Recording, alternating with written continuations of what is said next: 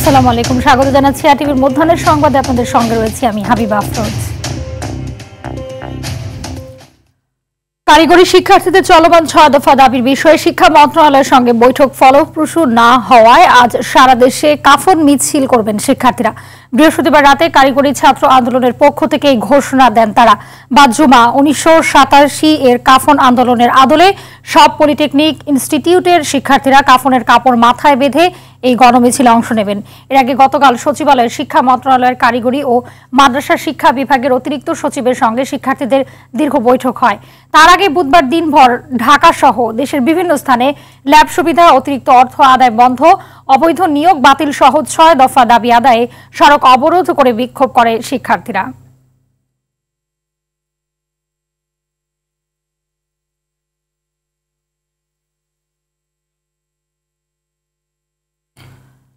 ঈদের পর থেকেই ঊর্ধ্বমুখী পেঁয়াজের বাজার। ঈদের পরের সপ্তাহে যে পেঁয়াজ ৪০ টাকা ছিল, রাজধানীতে আজ সেই পেঁয়াজ বিক্রি হচ্ছে ৫২ থেকে ৬০ টাকা। তবে উল্লেখযোগ্য হারে কমেছে মুরগির দাম, প্রায় ৫০ টাকা কমেছে ব্রয়লার ও সোনালী মুরগির দাম।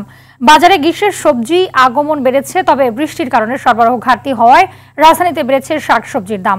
সরকার তেলের দাম বাড়ানোর অস্বস্তি বেড়েছে ক্রেতাদের মধ্যে।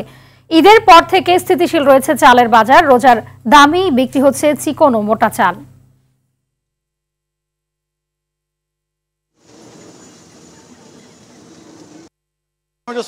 দাম বেশি, তারপর আপনার পেঁয়াজ ছিল 50 টাকা কেজি, আজকে নিয়ে আসলাম 60 টাকা কেজি। একটা লাউ 100 টাকা চাই, 100 টাকায় একটা লাউ খাওয়া সম্ভব আমাকে? এরপর থেকে আবার এই সপ্তাহে দেখা গেছে আবার 5-7 টাকা বাড়ছে। এটার কারণ হলো আপনার শাশিরা শুকাইছে পেঁয়াজটা, এটা তো হলো বিসি পেঁয়াজ, আলি পেঁয়াজ আর কি। এই জন্য ওরা দেখা গেছে একটু ধরে ধরে বেচে, আর ওদের যাদের পেঁয়াজ পর্যাপ্ত পরিমাণ হয়েছে ওরা দেখা গেছে অর্ধেক সাঙ্গে রাখতেছে আর অর্ধেক বেচতেছে। এই সপ্তাহে মুরগির রেট অনেক কম। আমরা সোনালী মুরগি গেছে সপ্তাহে বেচছি মনে করেন ঈদের পরের সপ্তাহে 290-300 টাকা বেচছি, আর এই সপ্তাহে বেচতেছি আমরা 250-60 টাকা। ব্রয়লার মুরগি বেচতেছি 170 টাকা, দেশি মুরগি বেচতেছি আমরা 620 টাকা কেজি।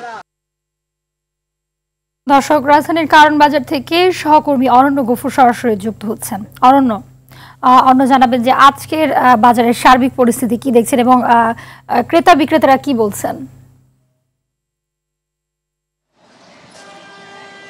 হাবিবা, ঈদের পরের থেকে আস্তে আস্তে যে বাজার ব্যবস্থাপনায় নতুন কিছু যোগ হচ্ছে সেটি আমরা আজকের বাজার ঘুরে ঘুরে দেখতে পেয়েছি। বিশেষ করে আপনার মুরগির বাজারে আমরা এখন দাঁড়িয়ে আছি, সেখানে কিন্তু আমরা দেখেছি যে মুরগির বাজার যেখানে ঈদের সময় বা রমজানের সময় যেখানে ছিল 300 টাকার কাছাকাছি এবং ব্রয়লার যেখানে 250 টাকা বা 240 টাকা ছিল, সেখান থেকে কিন্তু যথেষ্ট পরিমাণে একটি বড় ধরনের দরপতন হয়েছে, বড় ধরনের দাম কমেছে এবং ক্রেতারা কিন্তু আমিষের যে অন্যতম চাহিদা মুরগি, সেই বাজারে এসে কিন্তু যথেষ্ট স্বস্তির নিঃশ্বাস ফেলছেন। তবে একই সঙ্গে দুর্ভাবনারও একটি জায়গা রয়েছে, সেটি হলো মুরগি এবং ডিম উৎপাদনকারী যে খামারিরা রয়েছেন তারা কিন্তু সামনে এক ধরনের হরতাল করার ঘোষণা দিয়েছেন, যে তারা উৎপাদন হয়তো বন্ধ করে দেবেন এরকম একটি বলেছেন, যে এবং তারা বলেছেন যে তারা লসের মুখে পড়ছেন। কিন্তু যদিও অনেক দামে রোজার বাজার তারা বিক্রি করেছেন, তারপরেও কেন তারা এই সিদ্ধান্তে আসলেন সেটি কিন্তু আসলে এখনও জানা যাচ্ছে না।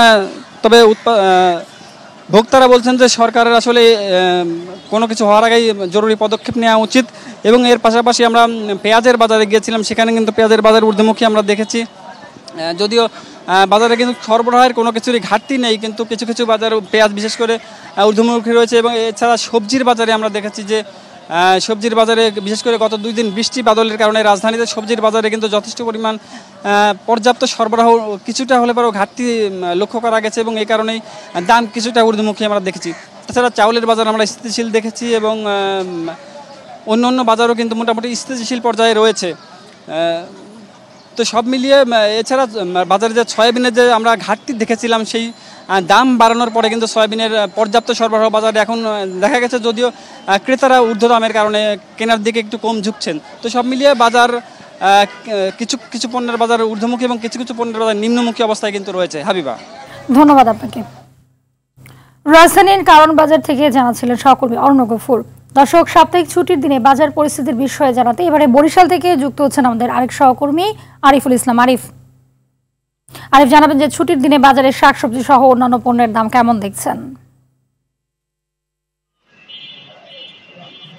হাবিবা, ধন্যবাদ আপনাকে। আসলে ঈদের পরপর কিন্তু যেটি একটু আশার আলো সেটি বলে রাখি, সেটা হচ্ছে যে পোলট্রির দামটা কিন্তু কিছুটা কমেছে এবং গরুর মাংস সেই আগের দামে অবস্থান নিয়েছে। যেমন গরুর মাংস কিন্তু এখন 750 টাকা বিক্রি হচ্ছে, কিছু কিছু বাজারে প্রকারভেদে 780 টাকায় বিক্রি হচ্ছে। তবে পোলট্রি কিন্তু 20 টাকা কেজিতে কমে এখন বিক্রি হচ্ছে 160 টাকা মাত্র। তবে এর মধ্যে যেটি আরেকটি বিষয় থাকে সেটি হচ্ছে যে পেঁয়াজের দামটা কিন্তু বরিশালে কেজি প্রতি 20 টাকা বৃদ্ধি পেয়েছে, এখন কিন্তু 55 টাকায় বিক্রি হচ্ছে। তবে সয়াবিন তেলের দামটা যে বৃদ্ধি পেয়েছে, এই যে সংবাদটি, এই এখন পর্যন্ত প্রভাবটি বরিশালের বাজারে এখন পর্যন্ত পড়েনি। তার কারণ আমরা যে দোকানিদের সাথে কথা বলেছি তারা বলছে যে পুরানো যে তেল, সয়াবিন তেলগুলো রয়েছে সেগুলো আসলে তারা সেই 175 টাকা লিটার দরেই তারা এখন বিক্রি করছে, যেহেতু এখন পর্যন্ত সেই নতুন সিদ্ধান্তের পরে নতুন তেলটি এখন পর্যন্ত তাদের কাছে এসে পৌঁছেনি। তবে তেল কিন্তু কম দিচ্ছে, মোকাম থেকে তেল কম আসছে দোকানদারদের কাছে, এমনটি বলছেন।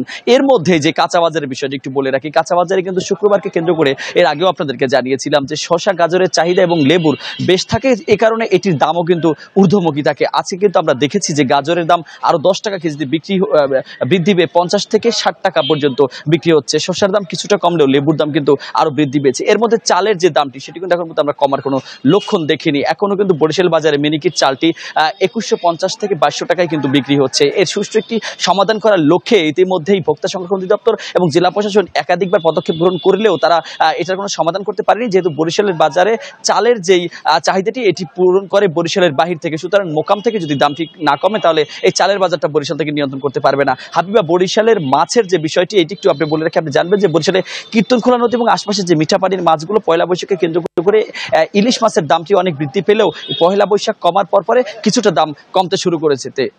হাবিবা, এতটুকু ছিল বরিশাল থেকে আমার কাছে বাজার পরিস্থিতি। জি, ধন্যবাদ আপনাকে।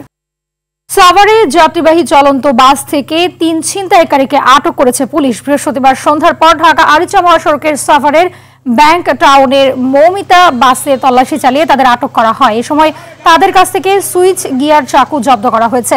সাভার সার্কেলের অতিরিক্ত পুলিশ সুপার শাহিনুর কবির জানান, গেল 3 মাসে ঢাকা আরিচা মহাসড়কের সাভার ব্যাংক টাউন থেকে পুলিশ টাউন পর্যন্ত চলন্ত বাসে অস্ত্রের মুখে যাত্রীদের জিম্মি করে ছিনতাই করে আসছিল চক্রটি।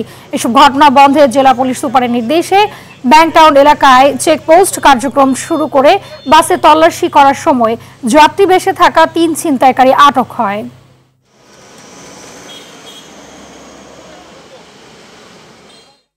ঢাকা, রংপুর, রাজশাহী ও ময়মনসিংহ সহ দেশের প্রায় সবকটি বিভাগেই আজ বৃষ্টি হতে পারে বলে জানিয়েছে আবহাওয়া অধিদপ্তর।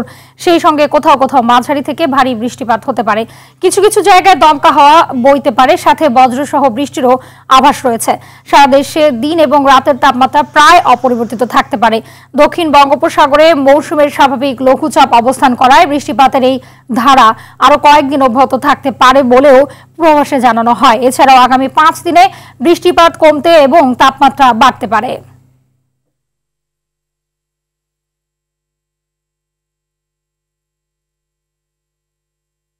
মধ্যাহ্নের সংবাদ এ পর্যন্তই। দুপুরের সংবাদ 2:30টায় দেখার আমন্ত্রণ রইল। ধন্যবাদ সবাইকে।